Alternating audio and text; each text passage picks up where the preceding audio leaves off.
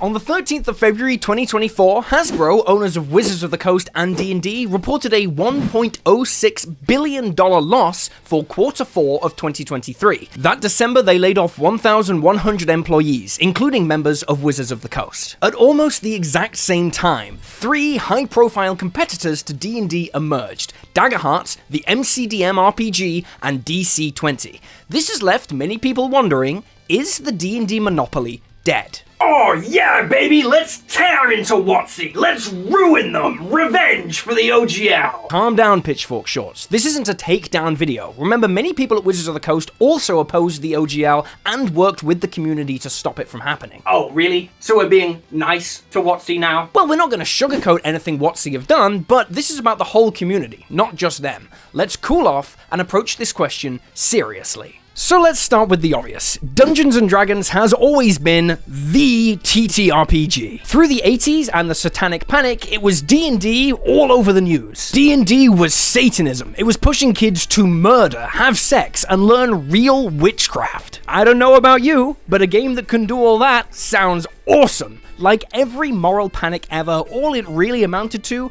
was free promotion. D&D was all over TV and films. If you're writing a nerdy character, you make them play D&D. Then a group of nerdy-ass voice actors start streaming Dungeons & Dragons and become the biggest show on Twitch. Then the biggest TV show in the world drops on the biggest media platform, and the main characters play D&D and name their antagonists after its monsters. Then a global pandemic hits. At the same time, a new app called Discord is making it effortless to connect and game together. All these factors saw D&D explode in terms of reach and cash. So what's happening now? Take a look at these numbers. Hasbro reported that WotC's traditional tabletop sales amounted to $266 million in Q4 of 2023. That is money from both Magic the Gathering and Dungeons & Dragons. However, a 3 to 5% growth for Magic the Gathering translated to only a 1% growth overall for tabletop gaming sales. If Magic has grown 3 to 5%, which for Magic is huge, it's a billion-dollar brand,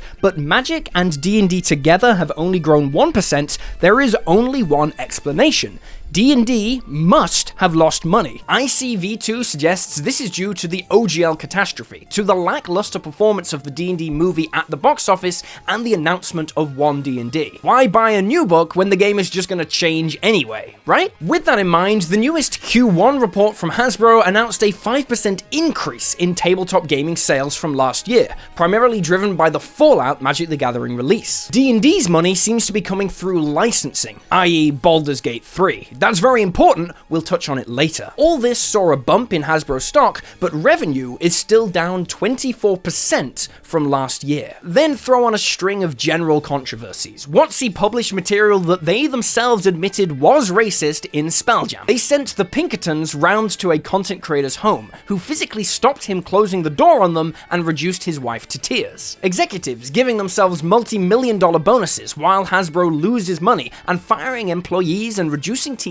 that are actively delivering profits. And some terrible Glassdoor reviews from employees working at the company. Hey, you said this wasn't a takedown piece. Sorry, yes, I know, but we do need to recognize that these things are important, that doing bad things does have a negative impact on your community and on your profit margin. But that's only half the story, because while WotC have definitely dropped a few balls, other people have been very busy. In fact, let's talk about one right now. Let's cut away to a Bob Worldbuilder ad break. Hey, DM, we got a problem. What is it? We're playing Dungeons & Dragons, but there's no dungeon. Dungeons & Dragons doesn't have dungeons in it anymore. What is this, the 80s? We want dungeons, dude. Oh, you want dungeons? I want dungeons too, man. But no one makes them anymore. There aren't any epic dungeons now. That's where you're wrong.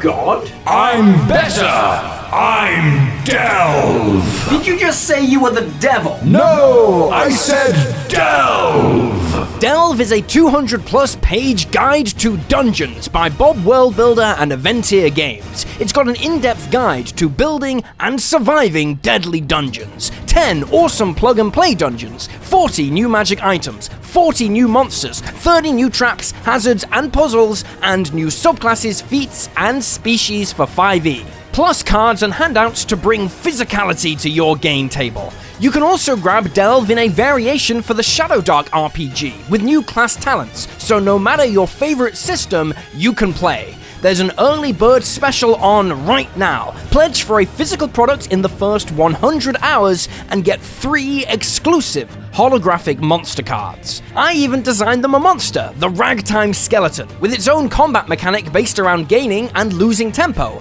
It's awesome. Take your games to the literal next level as you dive deep into dungeons with Delve. Back it now on Kickstarter, link in description.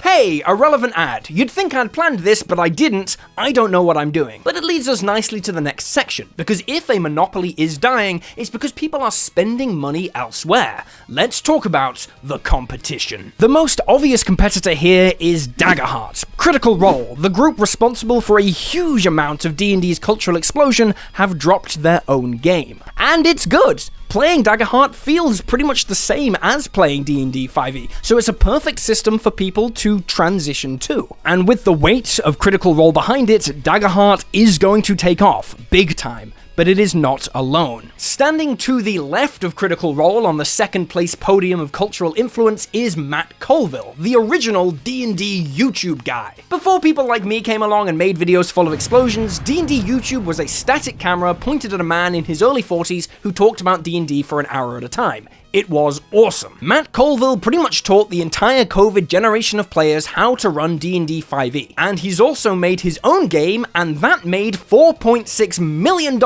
in the first month on BackerKit. The MonkeyDM RPG says directly to the viewers, hey, you know that game I taught you how to play? I've made a better one. Come and play this. And then there's the grassroots systems, which are growing from inside this community, like DC-20 by the Dungeon Coach. This game is pretty much D&D 6th edition, solving many of the problems with the current version of the game that people have. It's the evolution that most people wanted 1D&D to be. I'll put a link to that one down below if you haven't checked it out yet. Then there's Pathfinder, which exploded last year in response to the OGL, selling 8 months worth of product in 2 weeks. Everyone who plays Pathfinder goes on about how great it is. I've still not learned, but those people who left, they're not coming back. And then Kobold Press's Tales of the Valiant, a system created directly in response to the OGL, broke $1 million on Kickstarter as well. And everyone's creating now. MonkeyDM, Bob Worldbuilder, the Dungeon Dudes, me! The world record for the biggest 5e Kickstarter ever was broken twice last year. The competition is fierce, it's really good, people are actively engaging with it, and as is always the case with the rich and the powerful, they brought it on themselves, with their own greed. Let's remember the things that shot 5e to the stratosphere. The pandemic, at least in terms of global lockdowns, is over. Stranger Things is finishing. The final season comes out next year. And there's Critical Role, who now have their own game system to promote and talk about. The response to WotC's products has definitely shifted online as well. Spelljammer was definitely the tipping point, but I think it started around Strixhaven. Twitter and Reddit used to buzz with hype before every single WotC release, and now they just don't.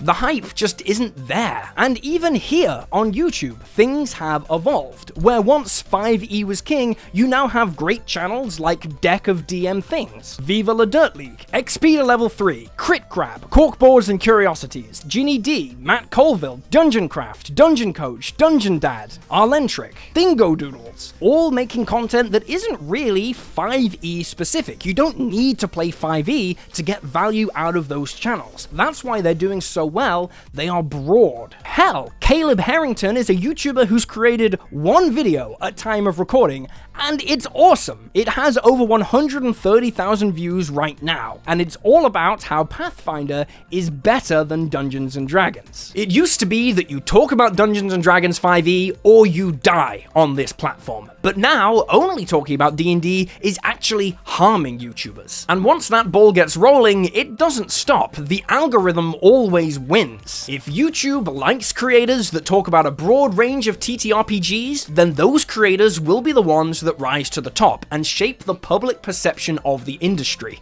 This is terrible for Dungeons & Dragons. So in terms of a cultural monopoly, in terms of how people talk, WotC's D&D is way weaker than it was even just 3 years ago. But even that is a minor thing compared to this final point. This is where the video turns into more of an opinion piece, but from what I can see, Hasbro and WotC just aren't interested in publishing anymore. WotC have laid off their book team, they've cut ties with Penguin Random House, and they've reduced the design team again. Publishing doesn't pay enough to interest Hasbro. D&D aren't even translating their stuff into Portuguese anymore, despite a huge audience in Brazil. The OGL was, in part, an attempt to monopolize the content creation space. Take away people's right to create freely, because that would mean no competition. When that got slapped down, they tried again, this time attempting to strangle VTTs, because that would mean no competition for their VTT. Luckily, the community, you, came together again and slapped that down as well. Innovation is hard, it's risky, and it takes time and costs money, and Hasbro need money now. That means squeezing money out of you, making a VTT they can push everyone into and then hit them with a subscription fee. They believe there is more money there than there is selling books. Licensing the D&D brand to Lego or Larian is perfect. Hasbro don't need to do anything. They can fire everybody. And this is significant. As before, the money from D&D is coming from outside the house. It's Baldur's Gate, it's Lego, it's other people. And although those things might sell quite well, they're not converting new people to the D&D TTRPG. The money Hasbro see in the TTRPG is just doing what Magic the Gathering is doing. D&D Universes Beyond, where we see Fallout or Lord of the Rings or Harry Potter, etc.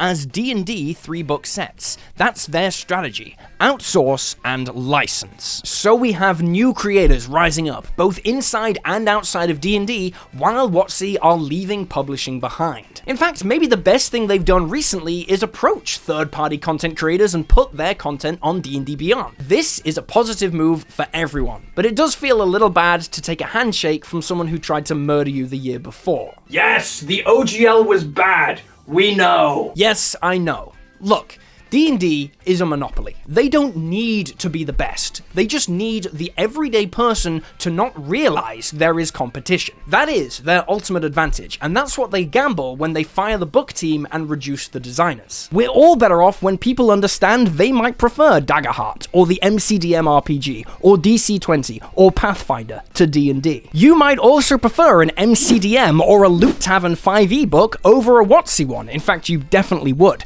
And understanding that means you have power. If their monopoly is going to topple, it starts here. It starts with people like you making an informed choice on what to do with your money, understanding all the options that you have. So is the D&D monopoly dead?